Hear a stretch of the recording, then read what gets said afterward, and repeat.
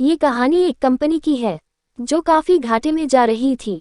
Company का मालिक और कर्मचारी इस बात से काफी परेशान थे क्योंकि कंपनी की ग्रोथ के साथ साथ उनकी ग्रोथ भी रुकी हुई थी।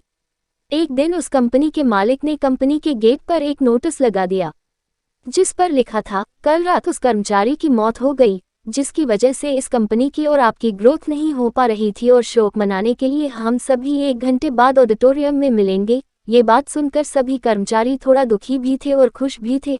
दुखी इसलिए थे क्योंकि उनके साथ का ही कोई अब इस दुनिया में नहीं रहा, लेकिन वो इस बात से खुश भी थे कि अब वो व्यक्ति नहीं रहा जिसकी वजह से उनके और उनकी कंपनी दोनों की ग्रोथ नहीं हो पा रही थी। और हर कर्मचारी यह भी देखना चाहता था कि आखिर वह व्यक्ति था कौन।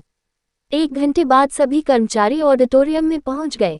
ऑडिटोरियम में एक कॉफन रखा हुआ था और बारी बारी से सभी कर्मचारियों को उस व्यक्ति को देखने का मौका मिला, लेकिन जब भी कोई कर्मचारी उस कॉफन के अंदर देखता तो वो मायूस हो जाता और सर झुकाकर वहां से चला जाता, क्योंकि उस कॉफन के अंदर एक आईना रखा हुआ था जो कोई भी उसके अंदर देखता तो उसे अपना ही चेहरा नजर आता।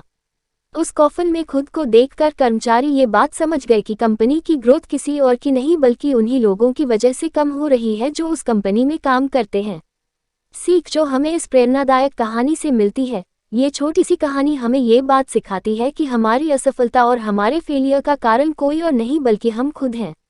अगर हम अपने काम में अपना 100% एफर्ट नहीं देंगे तो हमारी ग्रोथ कभी हो ही नहीं सकती।